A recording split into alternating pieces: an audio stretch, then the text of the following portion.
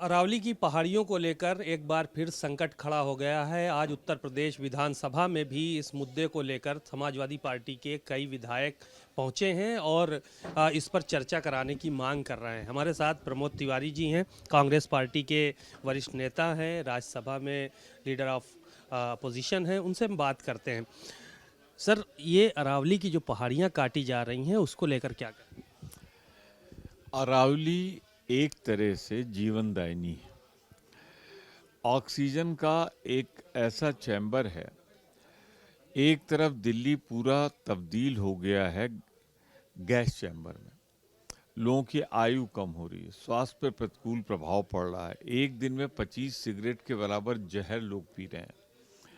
वो इसमें अरावली में जो ये नया इन्होंने प्रारूप बनाया है, इससे तो पर्यावरण पूरी तरह प्रदूषित हो जाएगा, ऑक्सीजन की और कमी हो जाएगी।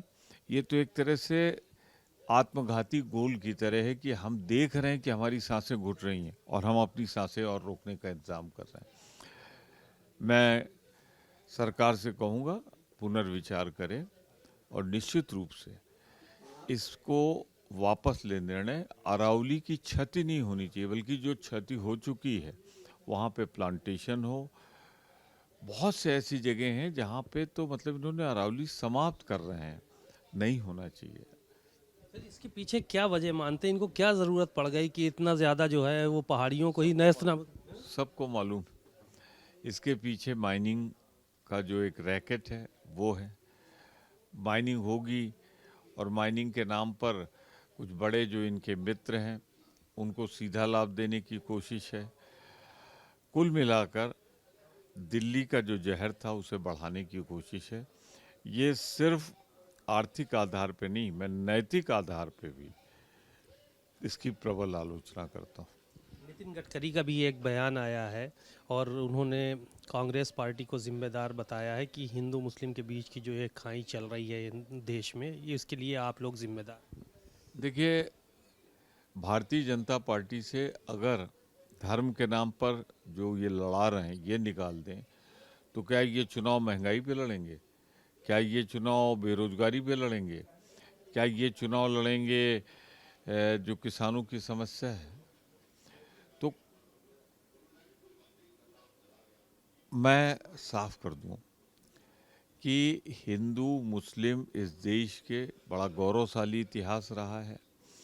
मिलकर आज़ादी की लड़ाई लड़ी।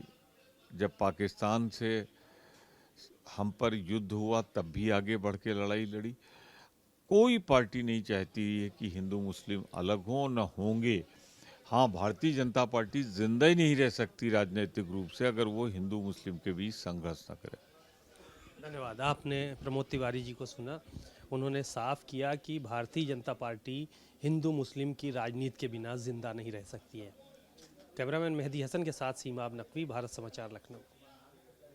दीदी आज हाँ चलिए इसी में हाँ। प्रमोद तिवारी जी बहुत लंबे समय बाद विधानसभा आए हैं। सर, कितना वक्त हो गया आपको विधानसभा आए हुए यहाँ पर? मैं समझता हूँ 4-5 साल बाद में आया हूँ। हम सब दुष्परिणाम झेल रहे हैं। दिल्ली में नई जो पार्लियामेंट बिल्डिंग बनी है वो पार्लियामेंट कम किसी 5 स्टार होटल की कॉन्फ्रेंस रूम ज़्यादा हो गई। उसकी वो जो गौरव गरिमा सब समाप्त हो गया है। उस समय यहाँ देख के अच्छा लगा कि पुराने को ही नए कलेवर में नई सुविधाओं के साथ पेपरलेस करने का जो प्रयास है ये एक अच्छा कदम है। मैं इसकी सराहना करता हूँ। कितना बदलाव देखा आपने यहाँ पर आने के बाद? क्योंकि चमक धमक काफ़ी बढ़ गई है विधानसभा की। चमक धमक पर मैं नहीं जाता। चमक धमक तो कहीं भी बढ़ाई जा सकती, पर जिस तरीके से अंदर पेपरलेस करने का प्रयास हुआ, मैंने कैंटीन देखी, वहाँ सुविधा बढ़ाई गई, कैफेटेरिया हो गई, पहले कैंटीन ही कहलाती थी, कैफेटेरिया हो गई, सारी सुविधाएं बढ़ी हैं और वो अच्छा हुआ है। मैं इसके लिए स्पीकर साहब की प्रशंसा करता हूँ। शुक्रिया बहुत बहुत। प्रमोद तिवारी जी थे, विभिन्न विषयों पर चर्चा की। कैमरामैन मेहदी हसन के साथ सीमा अब नकवी, भारत समाचार, लखनऊ।